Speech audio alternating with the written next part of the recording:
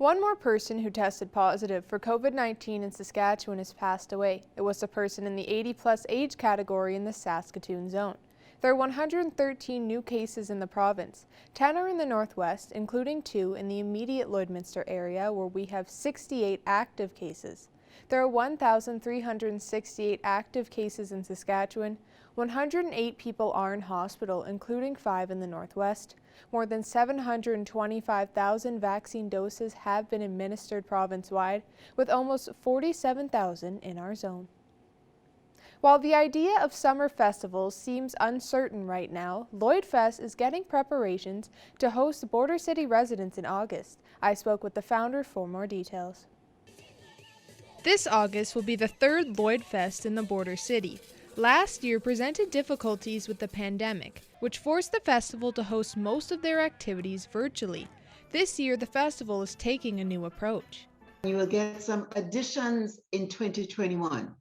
So it will be a little bit of yesteryear and to come forward. Folk Fest has collaborated with us, and they will be sharing some of their multicultural videos with us.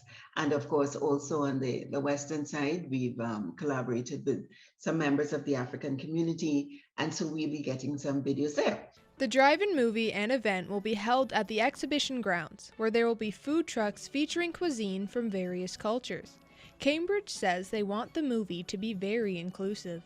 It's not just specifically for the cultural aspect of it from different cultures, but we want to include special needs children or special needs folks who are talented in some form or fashion, art, play an instrument, whatever it is. Cambridge adds that they want the movie to showcase cultures from around the community and that you can submit videos until the second week in June if you want to be a part of the festival. You can still submit your video, no problem. We are especially looking for videos where we can delve a little bit into the food aspect of it, you know, how it's made, how it's done, and we want it to be fun. You know, we want to see the video where you're actually in your own kitchen, family enjoying it, telling us what the secret ingredient is all about. Make it very, very exciting. Lloydfest will be taking place August 14th and 15th at the Lloyd exhibition. More information is available on their Facebook page. A unique local business was showcased at the Lloydminster Rotary Club's weekly virtual meeting. Paradise Garage is an auto restoration service located in Blackfoot. Owner Miles Schiller started collecting classic cars in 2015. A year later, he started building them for himself. In 2018, Schiller decided to post an ad on Kijiji to work on other people's cars, and the business took off. He handled 2 more cars plus mine. Well, we had 2 bills confirmed like right away within 2 days. And the requests kept coming and coming and coming. And I was going, oh, okay. This went from a hobby now to a mini business to a major business. The business now has over 10 employees that work on up to 14 cars at a time. Paradise Garage also produces an online show called Dream Car that follows the shop team as they work on a car. TV channels have even reached out to air their show. It takes a lot of commitment to do an actual show because they need at least 6 to 13 episodes. Every episode takes 1 to 2 days of my whole team's time. So it's a big commitment and a big cost. So we're just trying to put together a sponsor package and we can go and do it. Latest episodes of the Dream Car Show, along with the list of past projects and services offered, can be found at paradisegarage.ca. It's time now for this week's retrospect. Here's Blake Nath.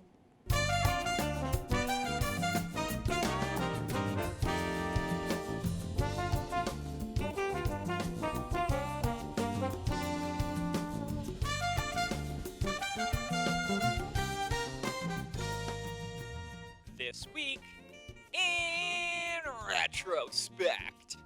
Back in '91, Border City seniors tried to recruit some young whippersnappers to their lawn bowling league.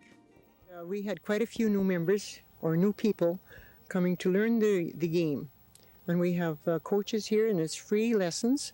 And at the end of the 2 weeks, we're going to have a fun tournament.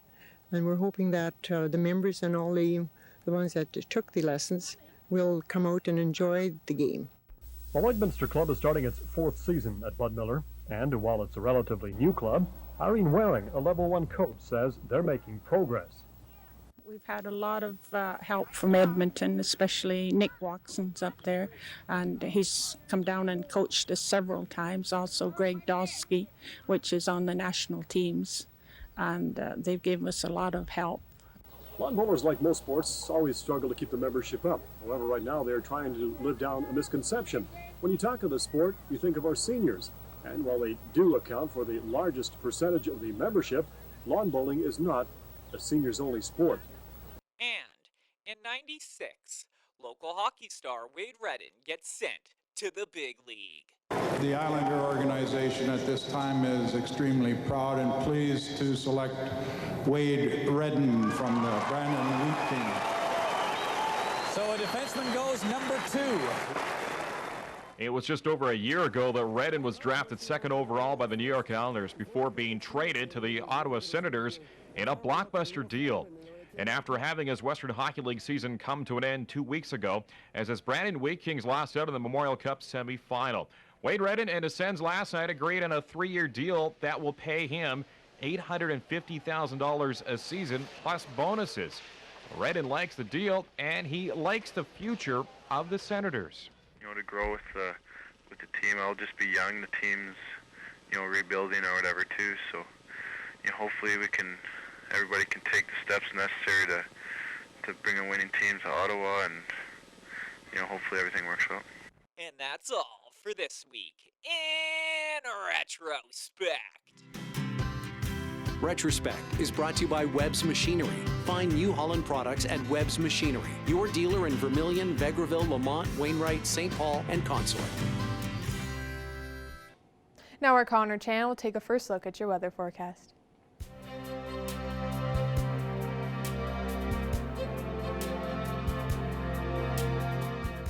All right, thanks very much, Jasmine. We did have some weekend rain, not a whole lot there, mostly on that Saturday there, but looking right now, 21 degrees is what we're sitting at right now. Still a little bit of some cloud coverage, but it's going to clear up very majorly over those next 24 hours or so, as we are going to see lots of sunshine, and the heat is now officially here as we are going to reach June tomorrow. With the winds, though, they are still picking up a little bit, coming in from the west-northwest at 25 kilometers an hour, so we could see temperatures potentially get much warmer than 21 degrees, but looking at some other temperatures in the area, 22 in Vermilion, Vegreville, and Edmonton. 21's also up in Bonnyville, Cold Lake, and Lac La Biche. 24 for Macklin. 23 in North Battleford currently right now, along with 22-degree marks in St. Walburg, Meadow Lake, and in Maidstone. Here's a look at the satellite radar map. Not a whole lot. It's pretty clear compared to the last couple of weeks or so, where we would talk about lots of rain coming in our forecast over the midweek, but this week it's all about the heat and the temperatures increasing. So make sure you are taking care of yourself out there if you are going to go out and enjoy that nice weather we are going to have in the next couple of days. Looking at North Battleford temperatures overnight,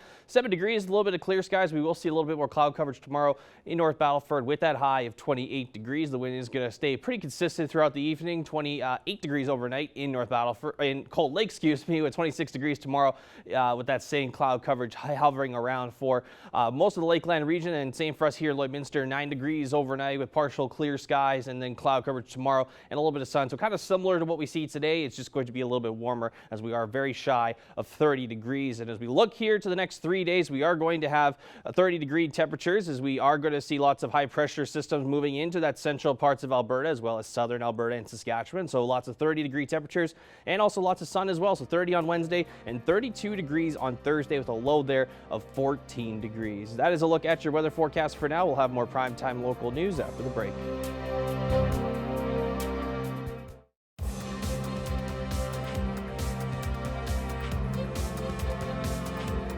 While the province of Alberta is starting to open up, one sport will have a major component closed. Evan Kenny has more on the outlook of chuck wagon racing this season. Well, Alberta Premier Jason Kenney has announced that the Calgary Stampede is set to take center stage later in this summer. Unfortunately for chuck wagon fans, there will be no Rangeland Derby chuck wagon racing this upcoming year. Joining me today to break this down is the man with many hats, Greg Buchanan. Greg, thanks for taking this time and joining me. Yeah, thanks for having me. I wish we'd be talking about a Calgary Stampede that would look like it did 3 years ago, but we're not going to. So. Now, I guess, Greg, just, starting things off, jumping into it here, I guess just why did the Calgary Stampede come up with this decision? Okay, well, before we jump into it, I just want to tell people that I'm the vice president of the CPCA. for 5 years. I'm also host and producer of the CPCA Radio Network for 18 years. So this is coming from a guy that's been around the sport for a while. I think it blindsided a lot of people. So the announcement comes down last week, and it comes basically 24 hours removed from Premier Kenny saying the Calgary Stampede, and he said the Calgary Stampede will be open up for business. Not so fast. The Calgary Stampede then came out the next day and told all the drivers involved, the 27 drivers involved for the July show, there won't be a Rangeland Derby. Now, the Calgary Stampede cited not enough race nights for the horses. Typically, the WPCA and the CPCA season would start in June, late May, and they would have 4 to 5 shows before they get to the Calgary Stampede. And every show is roughly 4 or 5 nights.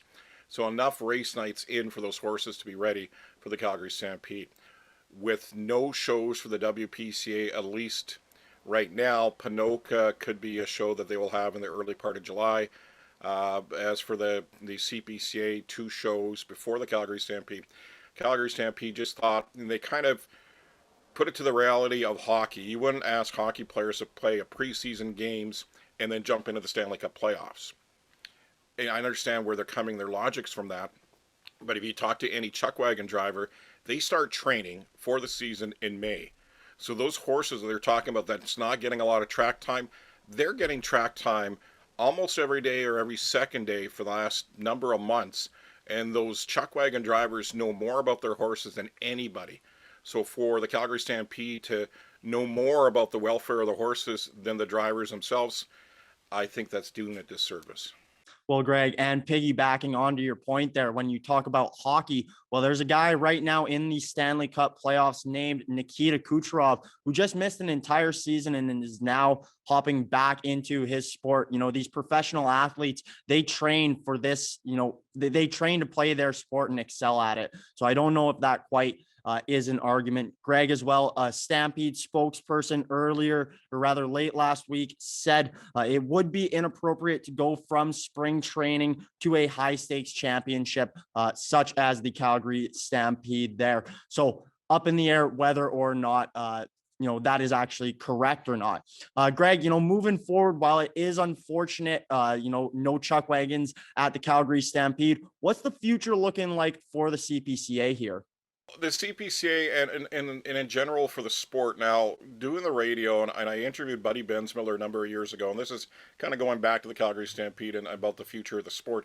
And I asked him, are you concerned about the future of the sport? And here's Buddy, who's a legendary driver. You don't even have to know chuck wagon racing to hear the name Buddy Bensmiller. And Buddy said, we're too reliant on one show, and that is the Calgary Stampede. As soon as they pull that away from us, and honestly, this has been maybe coming for a while, that the Calgary Stampede is taking a second look at the Rangeland Derby. So when you take that away, what do you have? With that said, the CPCA was looking at it that we were reduced down to 4 drivers this July. We don't know what 2022 is going to look like. And they were going to go forward, the Calgary Stampede was, without the CPCA going forward. So we had to come up with an alternative plan and a show that gives options to drivers that can't race at the Calgary Stampede, not just CPCA, but the WPCA. So we came up with a North American Chuck Wagon Championship, which will be 9 days of racing here in Lloydminster, July the 9th, moving forward and through the fair. And it is going to put Lloydminster and Chuck Wagon racing under the spotlight for 9 days here. And I know when the news came down Thursday and how quickly it spread across the Chuck Wagon sport, wow, this is going to be quite the show. There's going to be Calgary Stampede champions there. There is going to be a ton of fans, and this is going to be the real big party of the summer, because we've all been sitting inside for so long that I think we're looking for something. So there's positivity from the negativity right now, and we're hoping that North American Championship is going to be exactly that. And Greg, it's been nearly 2 years since, you know, the organization and these drivers have been a part of chuck wagon racing. You know, that finals here in Lloydminster just about 2 years ago at the end of August there. So I think it's pretty safe to say that they're excited to get back on the track. No? Oh, definitely. I think the thing is about it is we know, fans know, the sponsors know, the drivers know what's going on behind the scenes. The horses don't. The horses know this. It's this time of year. I'm supposed to be out at the track. I'm supposed to be running because that's what I'm here for. And they're not. They haven't been. And so they miss competing. And those horses, they're dying to get back at it. And June the 24th is the start of the CPCA Pro Tour. It's going to be in North Battleford, and then following that, 5 days of racing at Onion Lake, and then here for the North American Championship. So the CPCA is looking forward to about 2.5 months of solid racing. And before all of that gets underway, first things first, there is the TARP auction June 8th, so early next week there. Greg, thank you very much for taking this time and joining me. It should be exciting with this season moving forward. Thanks, Evan. Now our Connor Chan will take another look at your weather forecast.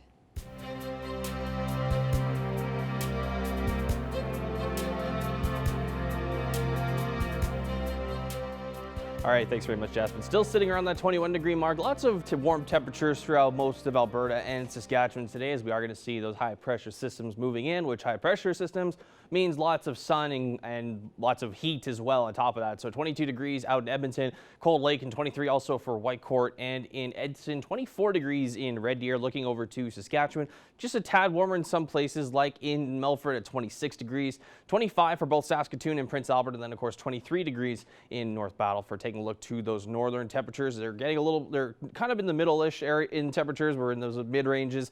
17 degrees in the Losh and Buffalo Narrows, 9 degrees out in Wollaston Lakes, a little bit cooler in some parts of northern Saskatchewan right now, 20 degrees in Larange and in Flin Flon as well. Looking over to northern Alberta, we're going to continue to see those 20-degree temperatures hover around for the most part. 20 degrees in Slave Lake, 23 in Fort McMurray, and then 24 degrees up in High Level and 22 for Grand Prairie. Looking to southern Alberta, we are going to see these change pretty dramatically over those next couple of days as well, like the rest of the province. 24 in Lethbridge, 26 in Medicine Hat currently, and then 23 degrees in Calgary. And then we're going to see those southern Saskatchewan temperatures get into those 30s by midweek as well. 25 in Moose Jaw, 26 in Regina, 25 for Yorkton, and then 25 also out in Estevan. It was a pretty warm day throughout most of the country. We see 23 out in Winnipeg right now, 23 also in Toronto. It was a little bit cooler in Quebec City with some cloud coverage there. A little bit as same results for the Maritime, seeing some showers with 14 degrees in Halifax with some rain, 19 degrees in Vancouver currently right now, some cloud coverage, and then 14 up in Yellowknife, and then 11 we see up there in Whitehorse. So that warm front's going to move out a little bit closer to us, that we are going to see those warm temperatures in those next couple of days. So looking at what we could see tomorrow, we're just shy of 30 degrees as we are going to get much warmer tomorrow. 28 degrees here in Lloydminster is the expected temperature for our daytime high, and we'll see that number also in areas like Vermilion, Marwayne, Wainwright, and Provost as well. 26 up in Cold Lake tomorrow, 27 for both Lac La Biche and in St. Paul. North Battleford will also see 28 degrees as well as in Macklin, and then we'll see a string of 26-degree marks up in the northern parts here of the central region, 26 in St. Walburg, Meadow Lake, and in Green Lake as well. Now, as we look ahead to the next 7 days, Wednesday, we are going to start to see that get to the 30-degree mark there with 32 on Thursday. We could get a little bit warmer potentially, maybe even on Friday, but right now we're sitting at 25 degrees as our daytime high. We could see more rain coming back once again on a weekend, which has been kind of a trend over the last couple of weekends, as we are expected at least 60% chance of some showers, potentially also a thunderstorm on top of that as well. Then we're going to get a little bit cooler on the Sunday at 18 degrees and 16 degrees on Monday to wrap up those next 7 days. And we're also back to a little bit cooler temperatures in the overnights as well as our daytime lows, as we are back into those single digits by next week. That is a look at your weather forecast for now. We'll have more primetime local news coming up after the break.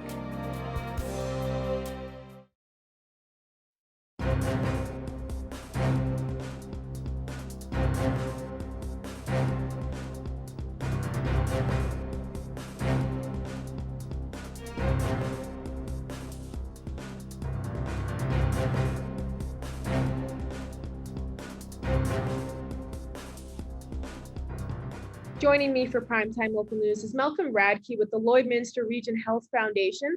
Thanks for joining us today. Now, what's involved with Project Sunrise that the foundation is doing for the month of June?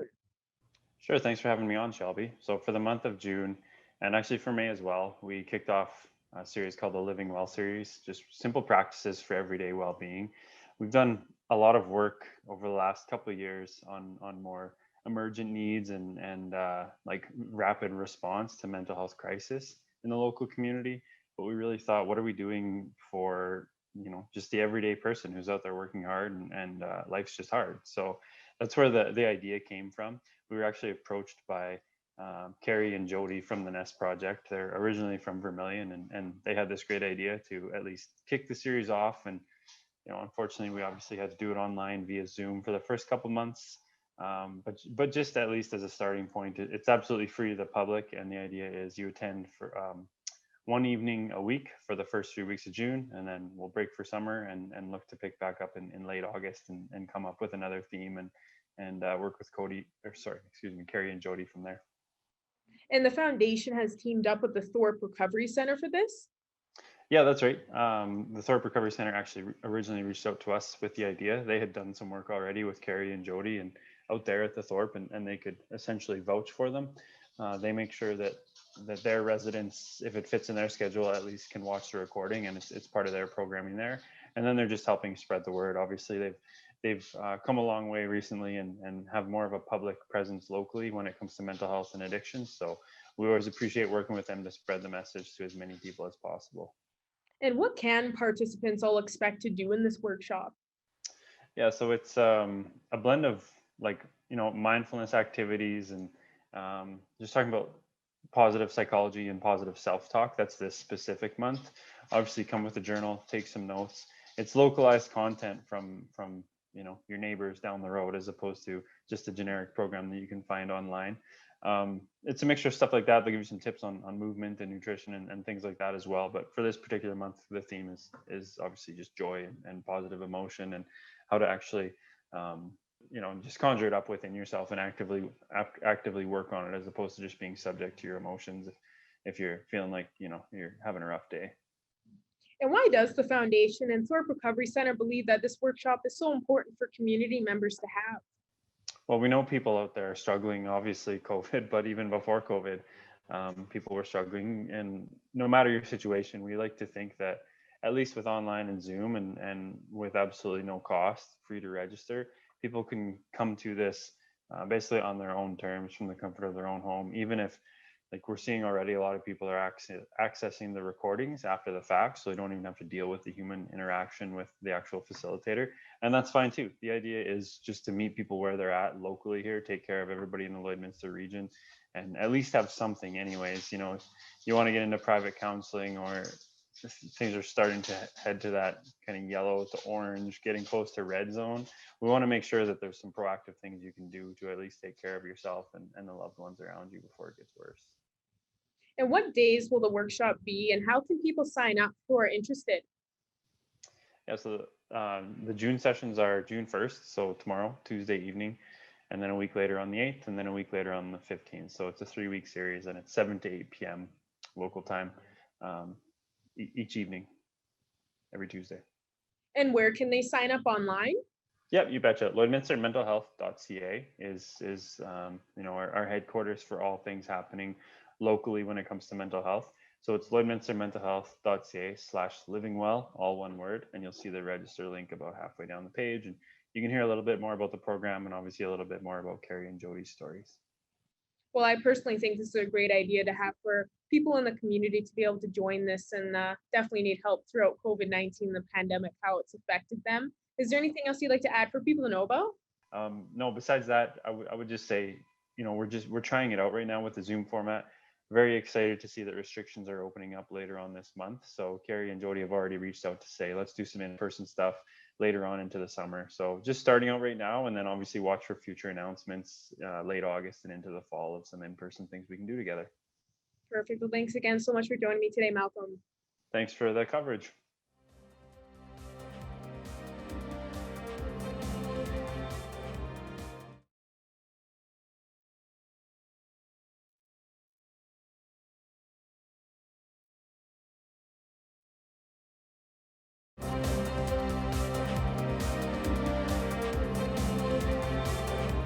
Well, I'm very pleased to be joined once again here on Primetime Local News with Canadian country artist Lindsay L. Lindsay, first off, thank you very much for joining us, as now officially you are a Juno-nominated country artist for Country Album of the Year.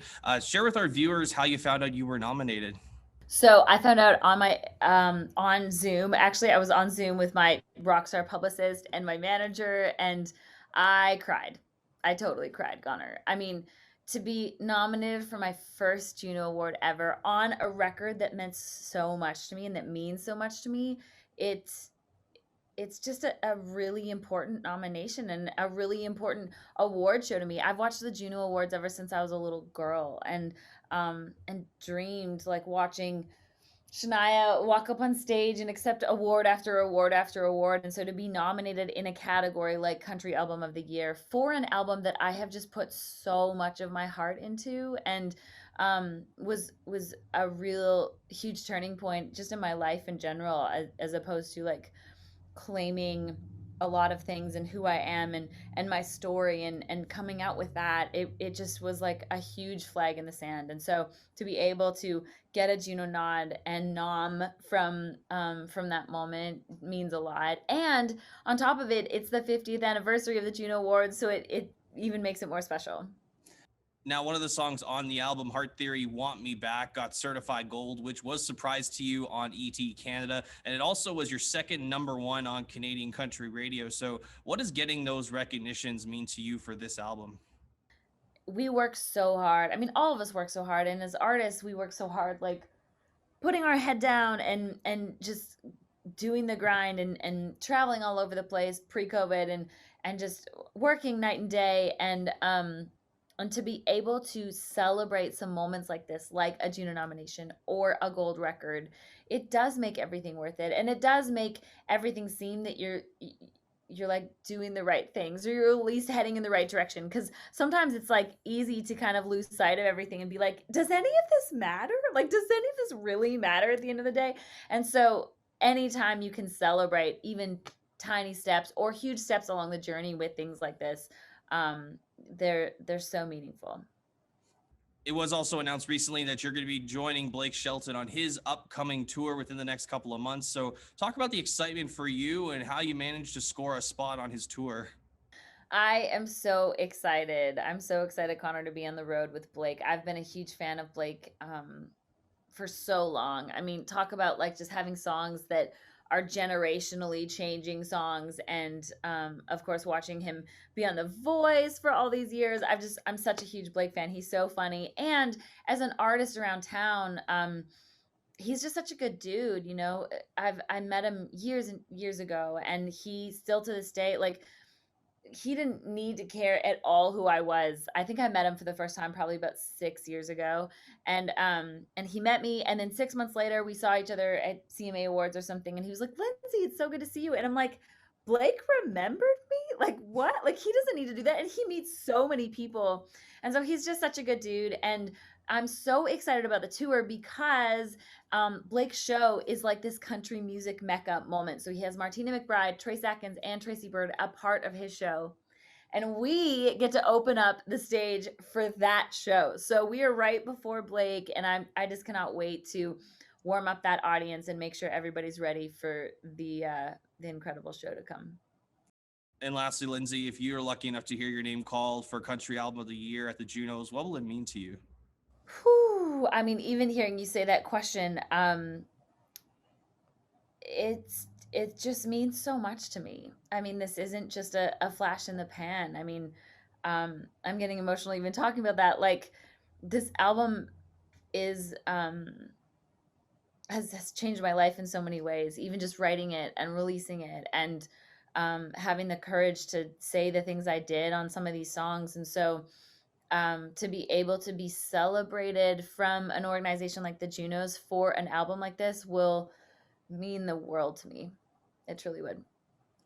Lindsay, I really appreciate your time as always. Thank you so much for joining us. The album Heart Theory is out on all major music platforms to have a listen or to purchase. Lindsay, congratulations on all your success, and thanks again for joining us. Connor, I appreciate you so much, and you're always looking so dapper. It's always so enjoyable to talk to you.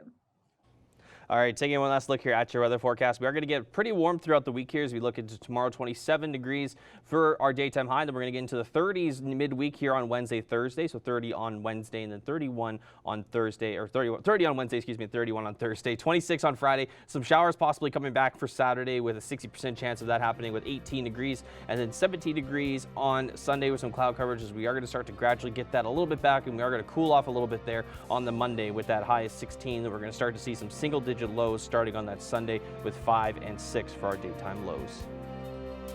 Thank you for joining us on Primetime Local News. Have a great rest of your night.